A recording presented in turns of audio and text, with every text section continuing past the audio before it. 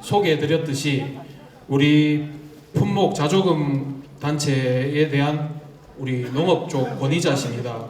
모시는데 대단히 어려웠고 우리 품목조직화 연구소 공감의 연구소장님이신 김응철 소장님을 뜨거운 박수로 맞아주시기 바랍니다. 오늘 이렇게 뜻깊은 자리에 같이 참여하게 돼서 정말 너무 영광이고, 제가 말씀드릴 이 이야기는요, 저희의 이야기도 하지만 여기 오신 분들의 이야기이기도 하고, 그리고 회장님께서 먼저 말씀을 주셨습니다.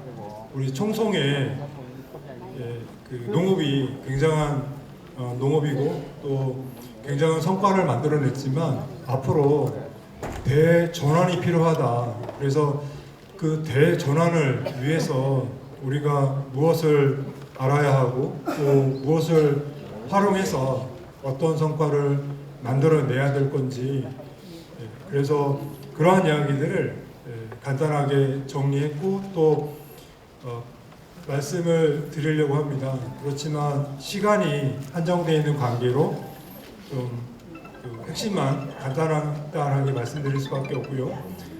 그래서 시간 안에 좀 빨리 끝내고 말씀을 좀 듣도록 하겠습니다. 저는 어려서 농사를 짓고 또 유통을 하는 농기업의 경영자가 되고 싶었습니다. 그래서 열심히 공부했고 그리고 그런 일을 실제로 할 수 있게 됐죠. 직원이 130명이 넘는 농업법인을 경영하게 되면서 저는 성공했다. 네, 이제 뭐 꽃길만 열리겠지. 이렇게 정말 너무 자랑스럽고 의기양양했던 것 같습니다. 그렇지만 실제로 일을 하면서 정말 이게 쉽지 않구나라는 거를 많이 느끼게 됐고요. 그래서 그런 문제들을 해결하기 위한 방법을 찾다 보니까 이런 일을 하게 됐고, 그리고 이렇게 일을 하다 보니까 전국의 여러 지역도 다니게 되고 또 여러 단체들과 같이 일을 하게 됐습니다. 제가 오늘 이 자리에 서게 된 것은 우선 자조금법을 만들기 위한 과정, 해외 사례를 조사하고 해외 법령을 조사하고 그리고 국회 작업이라든지 농식품부 작업을 같이 했고 또 이후에 개정 작업이라든지 농어자조금 단체를 만들고 운영하는 것을 같이 하고 있습니다. 그래서 그래도 오늘 여러 가지 좀 말씀을 드릴 수 있게 됐고요. 그리고 농식품부와 우리 경북도의 평가자로서도 한 20여 년간 활동을 했습니다. 그래서 우리 청송을 이전부터 계속 다녔었고 또 얼마나 대단하신 곳인지 저도 또 다시 알게 됐습니다. 작년에 제가 제주도청과 일을 하게 됐습니다. 그리고 제주도 내에서도 서귀포시가 우리나라에서 제일 많은 농업보조금을 받는구나, 지원하는구나. 그리고 거기가 제일 그 중에서도 감귤이 서귀포 내에 있는 감귤 농가가 굉장한 지원을 받고 있구나. 거기보다 더 많은 지원을 받는 것은 없구나 라고 생각했습니다만은 최근에 다시 확인을 해보니까 청송에 농업 관련된 지원이 굉장히 많고 또 특히 청송 관내에 있는 사과 농업인분들이 받는 보조금이 국내에서 그 어떤 것보다도 더 많은 겁니다. 그래서 우리 군수님의 열정 그리고 관심 그리고 우리 그 지역 내에 있는 우리 농업인분들의 단합된 힘이 얼마나 대단한지를 좀 다시 한번 확인할 수 있었고요. 그런 힘을 앞으로 잘 활용해서 또 우리가 무엇을 만들 수 있을지, 어떤 미래를 우리가 만들어갈 수 있을지를 좀 알아보도록 하겠습니다. 네, 잘 활용을 하려면 알아야 됩니다. 그리고 어떻게 활용할 것인가. 예를 들자면 제주도에 키위가 있습니다. 일부 키위는 제스프리와 계약한 계약농가고요. 일부 키위는 국내에서 그냥 개별 생산해서 개별 판매하는 키위입니다. 어떻게 차이가 나냐면 제스프리 키위는 일반 키위보다 최소 2배에서 10배 이상이 더 비싼 겁니다. 생산성 면에서도 어찌 보면은 2배 이상 생산량이 더 낮다.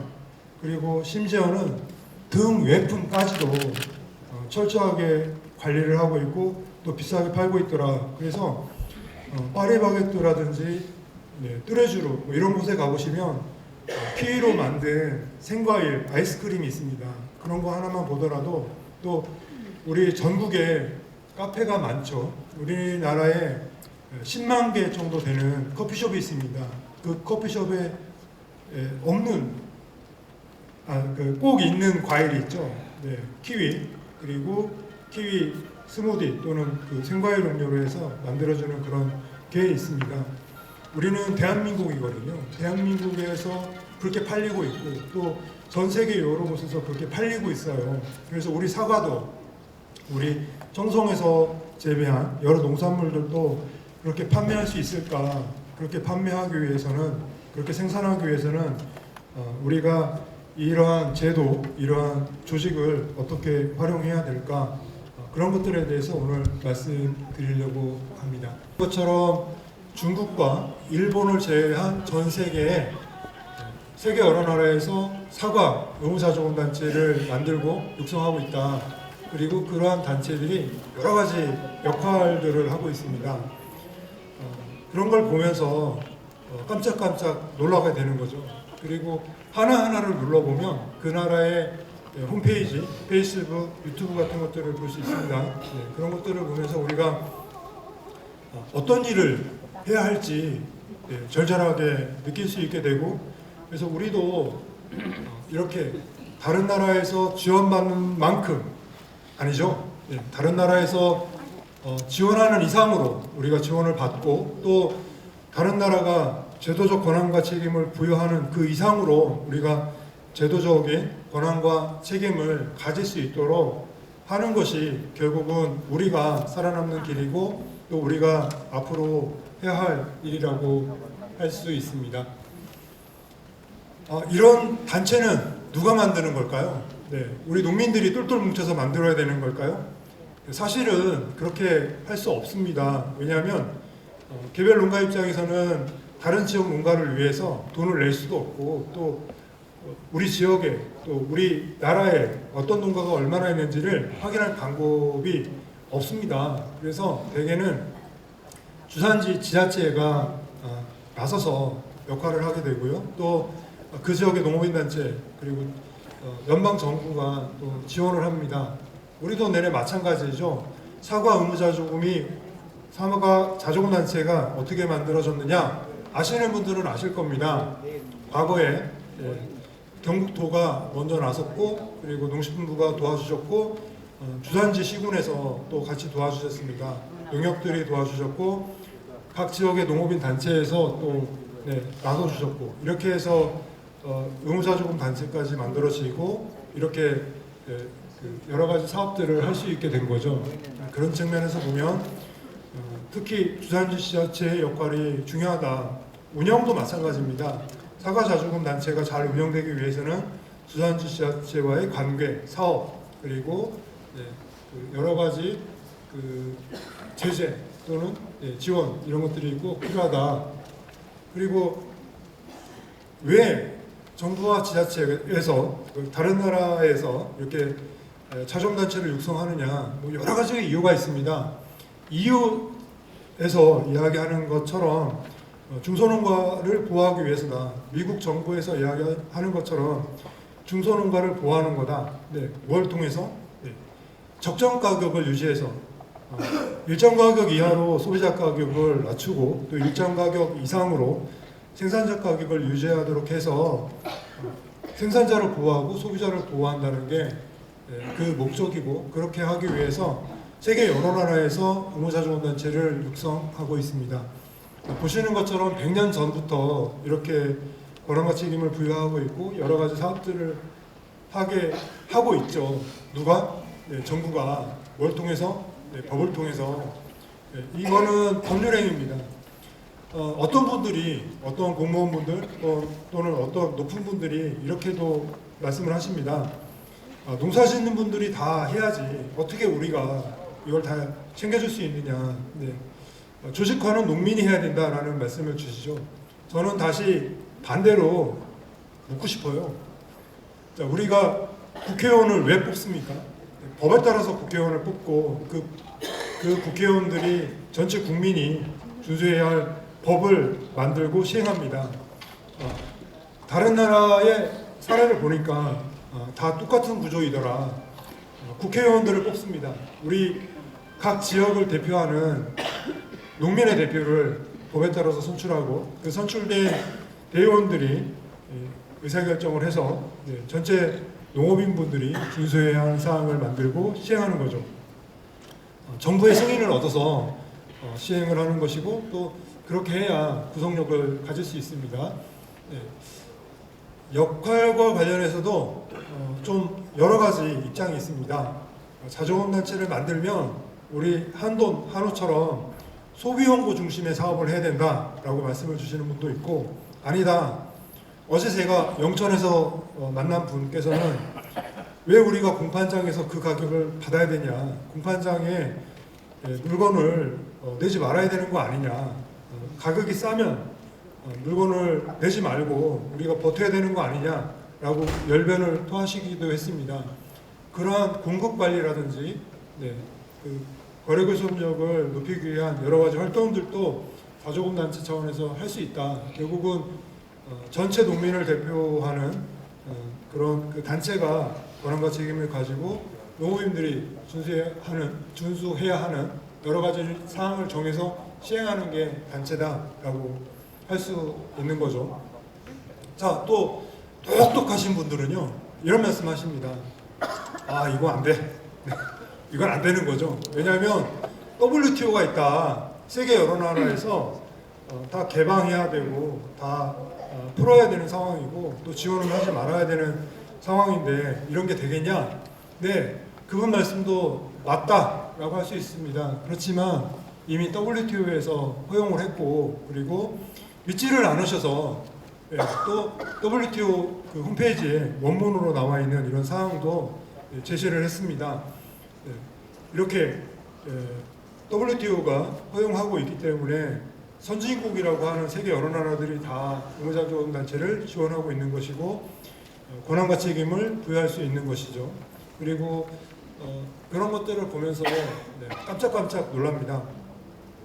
농식품부의 어떤 과장님이 갑자기 연락을 주셨습니다. 다른 나라 사례를 좀 조사해 달라고 하는 거예요. 그래서 이건 이게 뭐 1년, 2년, 10년 걸쳐서 해야 될 일을 갑자기 어떻게 하냐, 이렇게 제가 다시 들이받고 싶었습니다. 그런데 하루 자면서 생각을 해보니까 방법이 있더라고요. 뭐냐면 각국에서 각 정부가 WTO에 이렇게 신고를 해야 하는 겁니다. 그래서 우리는 신고한 것만 보면 다른 나라에서 어떻게 배타적 권한과 책임을 부여하고 있는지, 또 어떤 품목에 어떤 조직을 육성하고 있는지 알겠구나. 그래서 밤새 다 찾았습니다. 한 이틀 하니까 되더라고요. 다른 나라도 또 이렇게 하고 있다. 그 정도가 좀 다르긴 합니다. 여러 가지 형태가 있고 다르긴 하지만 제가 좀 사례를 보여드리려고 가져왔습니다. 세계적으로 봤을 때 가장 강력한 권한과 책임을 부여한 사례가 쌀입니다. 호주의 쌀이에요. 오늘 여기 쌀 있죠, 쌀. 저 문제를 어떻게 해결할 건가? 1번, 정부가 다 사주면 해결될까요? 해결 안 된다는 게 또 잘 알려진 사실이죠. 여기는 의무자조금 단체에게 여러 가지 권한과 책임을 부여했습니다.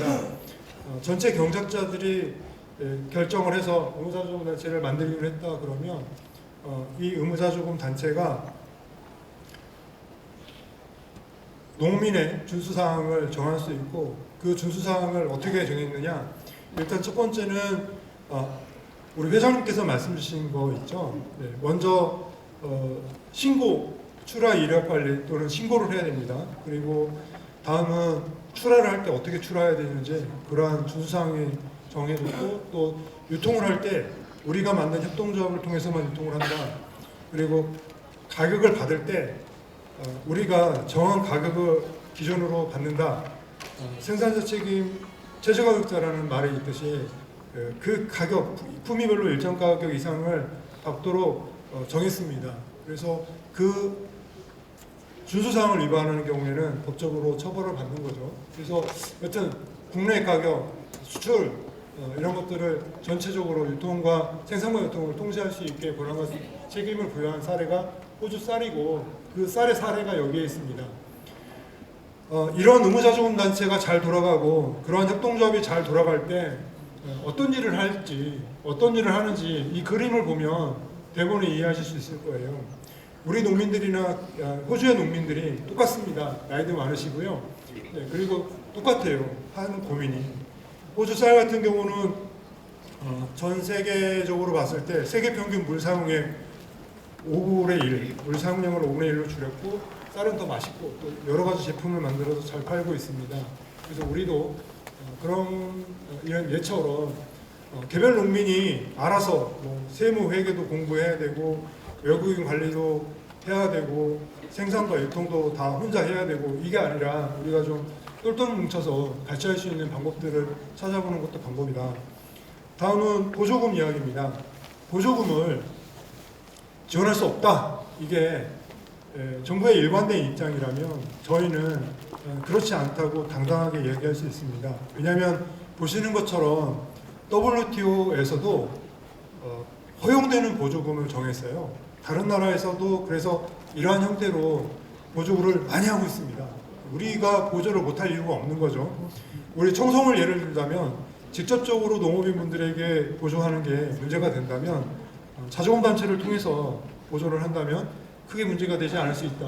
그리고 결국은 이러한 형태를 통해서 여러 가지 문제를 해결할 수 있습니다. 제가 다니는 곳마다 두 분 중 한 분이 꼭 저에게 막 이야기하시는 게 있어요. 우리 지역의 부재지주가 절반이 넘는다. 우리가 농사짓고 있는 땅이 우리 땅이 아닌 거예요. 다 남의 땅입니다. 그러면 각종 보조 사업에서 전부 다 배제되거든요. 그러면 이거 너무 부당한 거 아니냐. 그래서 이 문제를 어떻게 해결해야 되느냐. 저희도 고민을 정말 많이 했거든요. 읍면동을 통해서 지원받는 경우, 보태미를 통해서 지원받는 경우, 세월 정보 시스템이라는 걸 통해서 뭐 지원받는 경우에는 이 현행법을 비껴갈 방법이 없습니다. 한 가지 방법이 있다면 자조금 단체에게 지원을 하고 자조금 단체가 농산물을 출하하는 농민에게 지원을 한다면 다 비껴갈 수 있죠. 네, 다 비껴갈 수 있습니다. 그래서 우리가 자조금 단체를 좀 잘 활용해서 보조금도 많이 받고 또 우리가 생산 기반 탄탄하게 만들어야 됩니다. 유통 기반 탄탄하게 만들어야 됩니다. 우리가 해결해야 될 여러 가지를 단체를 통해서 좀 해결하자. 또 보조금을 집행하는 거 굉장히 어렵습니다. 해보신 분들은 아마 아실 거예요. 저희도 기본적으로 보는 책자가 요만큼입니다. 이 책을 다 알아야 무난하게 사업비를 관리할 수 있다. 우리 농업법인이, 우리 농민이 이거 다 알고 할 수 있습니까? 불가능하거든요. 그런 것들도 좀 단체가 역할을 했으면 좋겠다라는 게 바람인 거죠. 그리고 우리 소비자들, 네, 값싼 수입 농산물 때문에 여러 가지를 선택할 수 있게 됐고 우리는 반대로 보자면 네, 정말 절체절명이 아닐까 하는 생각이 듭니다. 그래서 우리가 좀 돌아봐야 되겠다. 뭘 생각해야 되느냐? 우리가 맞짱을 뜰 수 있을까? 네, 우리가 앞으로 계속 농사를 지을 수 있을까? 조금 더 나아가면 오늘 회장님께서 아까 중요한 말씀을 해주셨어요. 우리 땅값이 2배, 3배가 될 수 있을까? 아니면 반의 반으로 떨어질까? 성주 참외를 보시든 아까 말씀드렸던 뉴질랜드 키위를 보시든 땅값이 4배가 됐답니다. 4배. 이게 값이 비싸니까 소득이 4배가 되다 보니까 땅값도 4배가 됐다고 하거든요. 우리 땅값을 위해서라도 그리고 또 우리가 출하를 위해서라도 우리가 똘똘 뭉쳐야 된다. 그런 점에 대해서 뭐 드릴 수 있는 이야기는 많지만 한 가지만 보여드리고 넘어가려고 합니다. 여기 있구나. 네. 자, 이게 뭐냐면은요. 우리가 한국 쌀 산업이 어떤지, 한국 사과 산업이 어떤지를 우리가 잘 몰라요. 그런데 이게 EU에서 자조금 단체가 만든 책자입니다. 이걸 보면 한국의 시장이 어떻고 우리가 어디다 팔아야 되는지 어디를 공략해야 되는지 이런 것들이 자세하게 나옵니다. 미국에, 호주에, 뭐 다른 나라에, 세계 여러 나라의 자조금 단체들이 뭘 할까요? 자기네 농산물 더 팔자고 다른 나라에 어떻게 공략해야 되는지를 연구합니다. 그 용역을 누가 하느냐? 우리나라에서 제일 잘났다고 하는 컨설팅 업체들이 또 하고 있어요. 우리 농민들 농협을 컨설팅하는 곳에서 또 그런 해외 자조금 단체에 대한 컨설팅도 하고 있습니다. 이런 걸 보면서 와 정말 아찔아찔하다. 네. 쌀, 미국 쌀 많이 팔리고 있죠. 채소, 호주의 채소 포함해서 뭐 여튼 뭐 말을 할 수가 없습니다. 그래서 지금의 영광이, 지금까지의 영광이 앞으로 계속된다. 이게 보장되는 게 아니기 때문에 우리도 정말 좀 생각해 봐야 되겠다. 그래서 우리 정부도 의무자조금 단체를 육성하고 있습니다. 사과도, 우리 청송을 대표하는 사과도 포함된 의무자조금 단체들이 이렇게 많이 만들어졌고 앞으로 또 더 많이 만들어지겠죠. 네. 의무자조금 관련해서 자조금 제도와 관련해서 많은 말씀들을 주십니다. 그래서 주요한 질문들 몇 가지를 좀 정리해봤습니다. 첫 번째는 야 쓸데없는 일 하지 마. 그냥 없애. 네. 뭐 하려고? 왜? 뭐 이런 말씀하시거든요. 그렇지만 오늘 여기 붙어 있잖아요. 이렇게 써 붙이셨잖아요. 이 문제를 누가 해결할 거냐? 국회의원 한번 만난다고 이 문제가 해결될까요? 네. 저희도 많이 해본 결과 이게 한번 만난다고 해결되는 게 아니더라고요. 농식품부에 항의 방법을 한번 한다고 해결되느냐? 그렇지 않습니다. 저희가 다 적어드려야 돼요. 뭐가 문제고 앞으로 어떻게 해야 되는지 그리고 했는지 안 했는지 계속 추궁해야 되고요. 그리고 며칠 전에 다른 품목에서는 500명이 전국 대회를 했습니다. 그 자리에 재해보험 담당자를 모신 거죠. 기후대응, 기후변화 관련된 관계자를 모시고 강의도 듣고 또 건의사항도 전달했습니다. 여튼 여러 가지 역할들을 누가 개별 농민이 아니요, 조합장님이 아니요, 우리 단체가 힘을 합쳐서 한 목소리로 해야 되고 사과 의무자조금 단체에서도 다른 단체들과 같이 국회의원들도 뵙고 농식품부의 관계자분들도 뵙고 계속 예산 확보와 제도 개선 등을 위해서 노력을 하고 있습니다. 여튼 전체 농민을 대표해서 관련 기관 단체들과 소통할 수 있는 그런 창구가 만들어졌다. 그런 점에 있어서 자조금 단체를 잘 활용해 주셨으면 좋겠고요.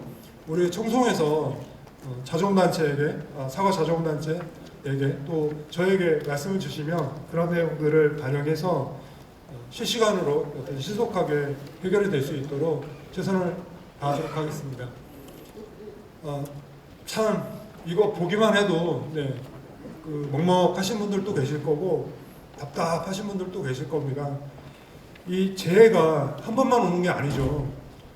미국의 방송, 다른 나라 방송들 보면 그 지역 전역에 복숭아 나무가 죽었답니다. 얼어서. 이거는 지금 저기 보라 색깔 보이시죠? 어느 지역만 오는 게 아니에요. 얼마 전에 올 초입니다. 일본 정부에서 농식품부에 전화를 한 겁니다. 꽃가루 있냐? 네. 우리도 없다. 중국에 꽃가루가 없어서 한국에 전화를 한 거였거든요. 우리만의 문제가 아니라 전 세계적인 문제고 그리고 이 문제들 때문에 우리도 고생을 하지만 다른 나라들도 고생을 하고 있다. 그래서 기회가 될 수도 있지만 사실 지금 당장 우리 주위를 돌아보면 그 자연재해 때문에 굉장한 어려움을 겪고 있습니다. 그래서 우리 사과 자조금 단체에서도 재해보험과 과수거품질 시설 현대화 사업을 개선하고 또 지원이 확대될 수 있도록 하기 위해서 이렇게 아까 보셨죠? 국회의원분들, 각 지역을 대표하는 국회의원분들 그리고 농식품부 관계자분들과 계속 협의를 하고 있고 다행히 재해보험 예산이 내년에 늘게 됩니다. 그리고 자연재해성 병해충도 별도로 보험 상품을 만들겠다라는 장관님의 말씀을 듣기도 했지만 사실 우리 입장에서 보면은 이게 바로 사과에 제일 먼저 사과에 시행이 되어야 이게 끝난 거지. 피부에 와닿게 이렇게 결과가 나와야지 끝난 거지. 아직 끝난 게 아닙니다. 그리고 약관을 현실화해야 된다. 보상 기준을 더 강화해야 된다.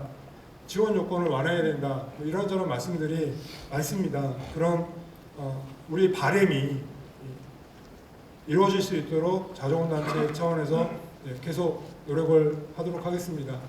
아까 농약 이야기가 나와서요. 간단히 좀 말씀드려야 될 것 같습니다. 농식품부가 지침을 바꿔서 올해부터는 농약 지원을 하지 않는다. 선을 그어버린 겁니다. 그리고 나서 난리가 난 거죠.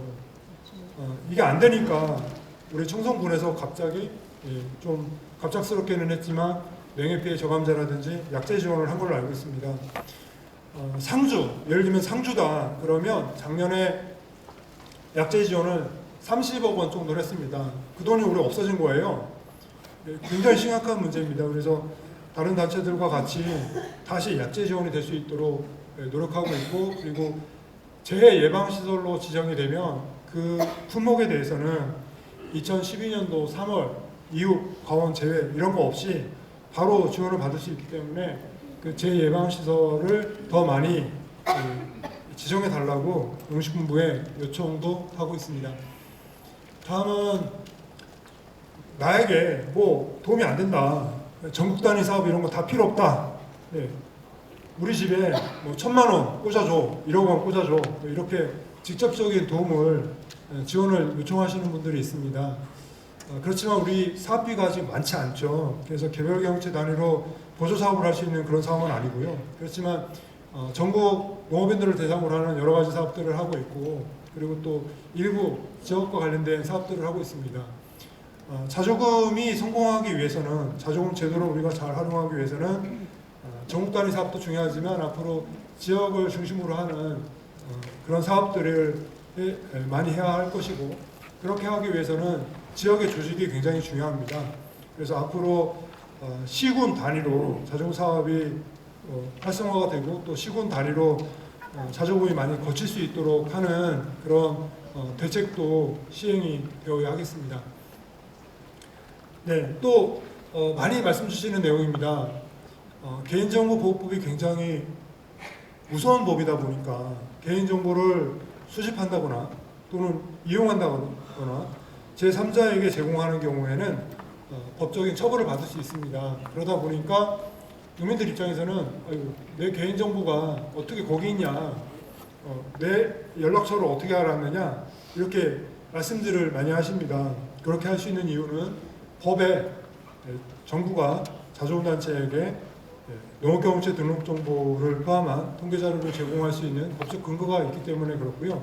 전체 의무자조금 단체들이 전체 농업경영체 등록정보를 실시간으로 조회하고 이용할 수 있는 권한을 부여했습니다. 그래서 이런 걸 어떻게 활용할 수 있느냐, 만약 우리 지역에 있는 전체 사과 농가들에게 알려야 될 사항이 있다, 이런 보조사업이 있습니다, 교육이 있습니다, 또는 이런 걸 활용해 주세요, 지금 자연재해 때문에 문제가 있습니다, 이렇게 알려야 될 일이 있을 때 자조금단체에다가 요청을 하시면 단체에서 전체 농민들에게 문자 메시지를 발송한다든가 카톡을 보내드린다든가 우편물을 보내드릴 수 있습니다. 그리고 또 이런 걸 활용해서 자조금도 부과하는 거죠. 자조금 부과와 관련해서 참 안타까운 게 많습니다. 말씀들을 들어보면 우리 자조금단체가 굉장히 많은 사업을 해야 하고 그러한 성과를 바로 돌려드려야 함에도 불구하고 자조금 납부된 금액이 많지 않다 보니까 우리가 원하는 사업을 다 할 수가 없습니다. 그런 측면에서 앞으로 좀 많이 납부해 주시고 또 좀 참여해 주시면 좋겠다라는 부탁을 드리고 싶습니다.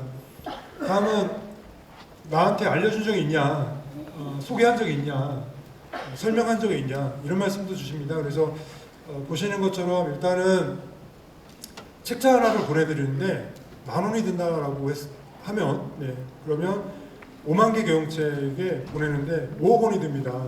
굉장히 많은 돈이 필요하기 때문에 바로바로 책자, 소식지라든가 여러 가지 자료들을 보내드리지 못한 것이 사실이고요. 그래서 우선은 홈페이지를 통해서 공개를 하고 있습니다. 여러 가지 회의 자료 그리고 사업 진행 사항들을 일단 확인할 수 있습니다. 그렇지만 이후에는 더 많은 자료를 보내드리고 또 활용할 수 있도록 해야 할 것이고요. 그리고 이런 설명 또는 교육 또는 협의하는 자리를 지역에서 많이 가질 수 있도록 노력을 해야 하겠습니다. 또 하나의 문제가 돈이 부족하다. 무슨 일을 할 수 있겠냐? 우리 사과 생산액이 1조 4천억입니다. 10%를 없애려고 하면 1,400억 원 이상이 필요하지 않겠느냐? 이런 말씀도 하시는 거죠. 네. 그렇지만 보시는 것처럼요, 뼈가 없는 사람 상상할 수 없는 거잖아요. 그 뼈대의 역할을 하는 게 자조금단체라고 할 수 있고, 그리고 우리는 지금 생긴 지 얼마 되지 않았습니다. 그래서 아직 좀 부족한 점이 많지만 앞으로 또 성장할 것이고 더 많은 역할을 할 것이다. 그래서 좀 시간이 걸릴 수 있다는 점에 대해서는 양해를 좀 부탁드려야 될 것 같습니다.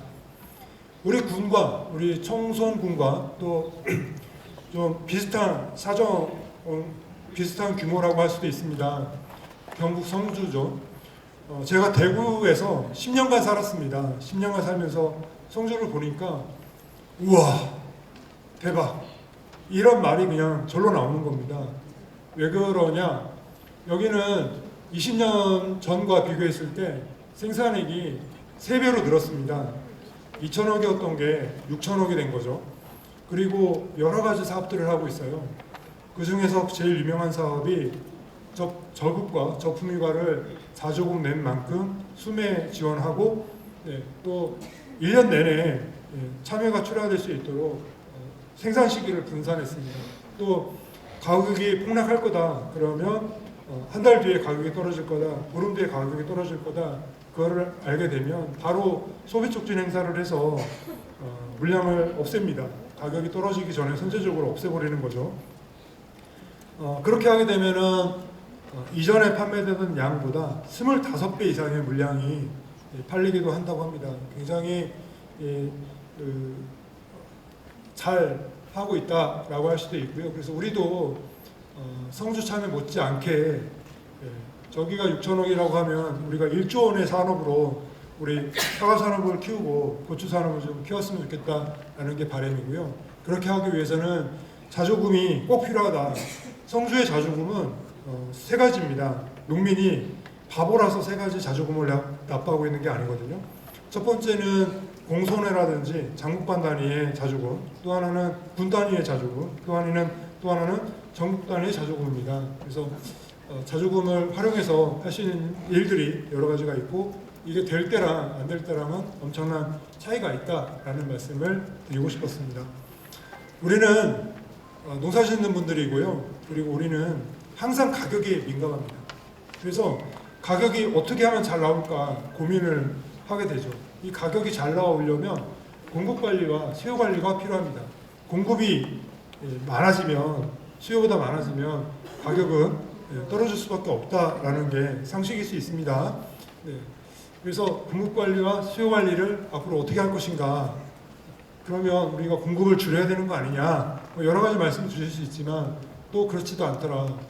자, 공급을 어떻게 관리할 것인가는 전체 농민을 대상으로 해야 될 레온과 그리고 특정 농민을 대상으로 준수사항을 준수하면서도 특별히 더 돈을 많이 벌고 싶다라는 농민들을 대상으로 하는 사업, 일반적인 사업과 일정 규모 이상 대규모 경작자들이 참여한 사업으로 또 분리할 수 있습니다. 그리고 다른 나라의 기준으로 보면 우리 자조금 단체가 정한 준수사항, 우리 농민들이 정한 준수사항을 준수하지 않았을 때, 정부가 승인한 그 준수사항을 이행하지 않았을 때 6개월 이하의 징역, 3개월 이하의 징역형까지 부과하는 사례들도 있더라. 그래서 결국은 자조금 단체가 어떤 일을 하느냐, 생산과 유통을 규제하는 일을 하더라. 전체 경작자를 대상으로 또는 대의원을 대상으로 찬반 투표를 합니다. 그리고 정부 승인을 얻어서 시행을 하고 위반자는 처벌하는 이런 구조. 우리도 이거 이상으로 할 수 있게 법을 개정했고 이 법이 있기 때문에 여러 가지 문제가 해결될 수 있습니다. 만약에 우리 청송의 농업인들이 똘똘 뭉쳐서 시장 출하를 제한한다던가 공동행동을 했다 그러면 공정거래위원회에 처벌을 받을까요? 안 받을까요? 받습니까? 네, 받습니다. 네, 받습니다. 받을 수 있습니다. 그 대표적인 사례가 닭고기고요. 닭고기가 예를 들면 2천억 규모의 과징금 처분을 받아요. 농식품부랑 자조금 사업을 했다고 하는데도 불구하고 처벌을 받습니다. 그렇지만 우리는 이런 법이 있고요. 법에 따른 정당한 행위는 자조금단체가 시행하는 법에 따른 정당한 행위는 법 적용을 받지 않습니다. 그래서 여러 가지 일들을 할 수 있다. 특히 이력관리, 경작신고 의무화라고 할 수도 있습니다. 누가 어디서 어떻게 농사를 짓고 있는지를 확인하고 신고하고 확인하는 것 이런 것들을 포함해서 여러 가지를 우리도 의무화할 수 있다. 그러면 경기도나 강원도에서 누가 어떻게 농사를 지으려고 하는지 짓고 있는지 전체를 다 파악할 수 있겠고 어느 지역에서 어떤 품종의 나무가 몇 년도에 심겨져서 그것 때문에 얼마나 수확될지도 알게 되겠죠. 그리고 네, 우리는 절대 생산을 줄이면 안 되겠다. 네.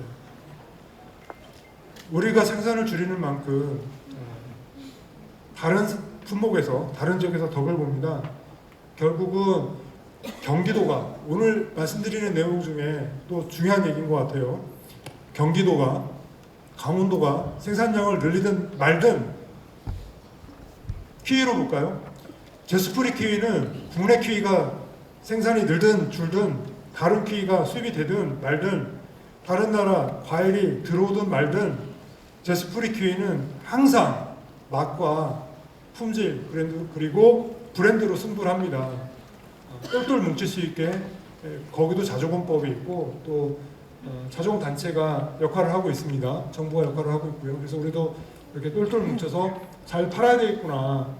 여기 앞에 보시면 처음 했던 회사가 이 회사예요. 저 미국 오렌지 색깔을 세 가지로 구분했답니다. 포장상자 세 가지. 네, 하나는 백색, 무색, 빨간색, 검은색. 검은색 포장지, 검은색 라벨 구입해서 드시면 굉장히 맛있습니다. 대신 비싸죠. 우리 귤도 그렇고요. 포장재가 한 가지가 아닙니다. 수십 가지가 되기도 하고 시장에 따라서 맛에 따라서 다르다. 그런데 일단 기본적으로는 세 가지. 우리도 비싼 거는 더 비싸게 그리고 일반적인 것들은 또 일반적인 것대로 또 비싸게 팔 수 있는 그런 사과가 되기 위해서 농산물이 되기 위해서 좀 저렇게 품질 관리를 할 필요가 있고 나눠서 팔 필요가 있겠구나. 이거는 옆에 있는 거는 브랜드 스티커 라벨이라고 하는 겁니다. 저거는 기본적으로 과일 전부에 붙어 있어요. 이 붙어 있는 스티커는요, 접착제, 잉크, 종이 다 먹어도 되는 겁니다. 사람이 먹어도 되는 거예요. 네. 그래서 이런 스티커가 붙어 있느냐, 심지어는 양파에도 스티커를 붙이고 팝니다. 왜? 비싸게 팔려고. 우리 사과에 하나하나 스티커 다 붙이고 파냐? 우리 브랜드 붙이고 파냐? 당도가 좋으면 검은색 스티커 붙여야 될 것 같아요. 붙이고 파냐? 네, 이거 우리 좀 생각해 봐야 될 일인 것 같고요. 수급 사업을 어떻게 하느냐? 3단계로 합니다. 첫 번째는 수급 사업을 하기 위한 추진 체계를 만들어야 돼요. 관련 주체들이 같이 모여서 어떤 역할을 할 것인가를 정리해야 되고요. 그 다음 단계는 상시, 항상 가격이 떨어지든 가격이 높아지든 계속 해야 될 일이 있습니다. 그 다음 단계는 가격이 올랐을 때 또는 가격이 떨어졌을 때 자연재해가 있을 때 해야 될 역할이 있는 거죠. 네. 그래서 우리가 이런 세부적인 사항들을 어떻게 할 건지 다 알아봐야 되겠지만 일단 공급관리 측면에서 몇 가지 말씀드리려고 합니다. 일단 제일 큰 문제는요, 정부든 우리 자조금단체든 우리 청송의 농민들이든 그 누구든지 뭔가를 좀 하고 싶은데 할 수가 없어요. 왜? 재배 면적이 어떤지를 몰라요. 재배 면적. 참 큰 문제다. 그래서 마늘, 양파 같은 경우는 전체 경작자가 나는 심을 겁니다. 심었습니다. 이렇게 신고를 하도록 했습니다. 할 수 있었던 그 이유가 뭐냐면 정부가 이렇게 농식품부가 매년 항공사진을 찍어서 이게 밭인지 논인지 과수원인지 이걸 확인하고 있습니다. 이게 어느 분댁인지 아시는 분들은 다 아실 거예요. 지금 좀 웃으시는 분들은 아는 거고요. 네. 그냥 보시는 분들은 모르시는 겁니다. 어느 분 댁입니다. 네. 이렇게 나와요. 그래서 제가 확인해 보니까 청송 관내에 과원이라고 확인된 게 11,000개가 있습니다. 11,000개 필지가 있어요. 3,800헥타르 농업경영체로 등록하신 분이 4,402개고요. 2개 경체가 있고요. 그리고 3,400헥타르, 400헥타르가 빕니다. 11%가 비어요. 네. 네네. 네. 그래서 이런 그 면적의 문제, 누가 어디서 어떻게 농사 짓고 있는지, 재신연도가 어떻게 되고, 그리고 어떤 품종을 심었는지, 유목인지 아닌지, 어느 시기에 어느 정도가 생산될 건지 이런 것들을 알아야 다른 농민들도 더 심을 건지 덜 심을 건지를 판단할 수 있고요. 그리고 마늘에서 큰 문제가 됐던 게 하나입니다. 지자체들이 지원을 엄청나게 하는 거예요. 저는 걱정입니다. 사과 가격이 좋았거든요. 다른 지자체들이 벼농사 짓지 마라. 이제 우리 사과농사 짓자. 지원을 많이 할 겁니다. 그러면 뭐 지금 포도 비슷한 사고가 또 생길 수 있는 거죠. 그래서 이렇게 생산이력제를 도입하고 우리가 똘똘 뭉친다. 또 우리가 똘똘 뭉쳐야 되는 이유가 한 가지 더 있습니다. 청송 사과가 아닌데도 불구하고 의성이나 다른 지역에서 생산된 사과가 여기에 와서 청송 사과 이렇게 박스가리에서 스티커 바꾸고 해서 팔리잖아요. 이런 문제를 해결하려면 이거 해야 된다. 인삼에서 경적신고를 의무화했습니다. 인삼 농가분들이 바보라서 경적신고를 의무화한 게 아니에요. 4년근, 6년근이다, 이거 국산이다, 이거를 붙여서 비싸게 팔려고 의무화했습니다. 자연재해 입었을 때, 나중에 뭐 여러 가지 보수사업 받을 때 또는 폐원할 때 보수사업을 받든 여러 가지 그 혜택을 얻으려고 하면 증명을 해야 되잖아요. 방법이 없습니다. 그래서 우리 회장님께서, 심천택 회장님께서 말씀 주신 그 생산 이력제 또는 경작 신고 의무화 이거 꼭 도입이 돼야 되고, 제일 먼저 어디부터? 청송부터. 왜? 청송이 사과에서 1등입니다. 네, 1등이죠. 전국 재배 면적에서 첫 번째고, 농가수에서도 첫 번째고, 가격에서도 첫 번째고. 손해 보면 누가 손해 본다? 우리 청송분들이 손해 보는 거지. 뭐 영주나 의성, 뭐 여기 옆에 있는 분들 손해 보는 거 아닙니다. 그래서 우리가 제일 먼저 도입하고, 우리가 제일 먼저 우리의 권익을 단단하게 지켰으면 좋겠다. 스마트폰 들고 다니면은요, 주의 반경 1km 안에 있는 필지가 다 뜹니다. 네, 그래서 이런 걸 통해서 우리가 다 확인할 수 있다. 돈으로 한번 계산해 볼게요. 네, 11,000개 필지를 농가농 기준으로 5,000원씩 조사한다. 그 필지에 뭐가 심겨져 있는지 확인하고 입력한다. 이게 얼마 드는 거냐면 5,000원씩 하면은 6천만 원 정도면 됩니다. 6천만 원. 그리고 그 동네에 이장님이든 또 젊은 그 간사역할 하시는 분이 일주일 사이에 몇백만 원을 걸어요. 수당으로. 괜찮지 않습니까? 그래서 이런 확인하는 작업 꼭 필요하다. 또 농식품부에서 최근에 선제적인 수급관리체계 구축이라고 해서 발표를 했습니다. 여기에서 뭐라고 했냐면 수익 안정 보험을 도입하겠다. 사과에서 최우선적으로 도입을 하겠다. 그렇게 하게 되면은 뭘 해야 된다? 농민들은 경적 신고를 해야 한다. 경적 신고가 곧 또 이것 때문에도 의무화가 되기 때문에 꼭 필요하다고 봅니다. 감귤입니다. 감귤은요, 40년 이상 된 노목 없애야 되겠죠? 네. 전체 물량의 3분의 2가 맛이 없다는 이야기도 나올 정도로 여튼 문제가 많았고, 또 가격이 폭락하다 보니까 문제가 많았습니다. 그래서 어떻게 하고 있냐면 그 과원을 다시 조정하자 해서 여러 가지 지원을 하고 있고, 실제로 많은 성과를 냈습니다. 그래서 우리도 과원을 다시 재정비할 할 필요가 있다. 그리고 재해 예방을 위해서 또 위에 해야 될 거, 밑에 해야 될 거 여러 가지가 있죠. 관수관비 해야 될 거 여러 가지가 있습니다. 시장 규격을 12브릭스 이상만 출하하도록 한 이런 사례도 있고요. 그리고 다른 나라에서 또 여러 가지 사례가 있습니다. 키위 잘 팔리는 이유, 맛이 없는 게 여기도 3분의 1합니다. 이것까지 비싸게 팔 수 있는 이유, 거품 선별 기가 막히고요. 맛 관리가 기가 막힙니다. 맛있으면 돈을 더 줘요. 맛이 없으면 돈을 덜 받습니다. 여기 강사님을 한 번에 100만 원씩 드리고 모셔다가 강의를 듣기도 했습니다. 여기서 하는 것도 굉장히 훌륭하다. 마지막 이야기입니다. 사과에서 돈 누가 버나요? 농민이 봅니까? 최근에 굉장히 큰 이슈였습니다. 사과 값이 이렇게 올랐다. 돈을 누가 버냐? 간단하게요. 정리하자면 뉴질랜드 제스프리 키위, 우리나라 제주도에 있는 키위 같은 경우는 실비 빼놓고 그 출하 수수료 15% 빼놓고 나머지 다 누가 먹는다? 농민이 먹는다. 이렇게 농민이 사업을 통해서 얻어진 이익을 다 가져갈 수 있도록 하는 것, 이런 것도 우리 자조금단체가 농협 그리고 유통조직과 같이 농업법인들과 같이 해야 될 일이고요. 그렇게 해서 해야 될 일이 결국 뭐냐? 수치 가격은 2배, 생산량도 단위 면적당 생산량도 2배, 결국은 소득은 4배, 땅값도 4배, 이런 그 성과를 우리도 좀 만들어냈으면 좋겠다는 게 바람이고, 그렇게 하기 위해서 우리가 활용해야 될 게 뭐다? 자조금단체다. 그리고 자조금단체가 우리 재해보험만이 아니라 여러 가지 문제들을 해결할 수 있도록 최선을 다해야 하겠고, 또 여러분들이 질타하셔야 되겠지만 응원도 많이 해주셨으면 좋겠습니다. 네, 감사합니다.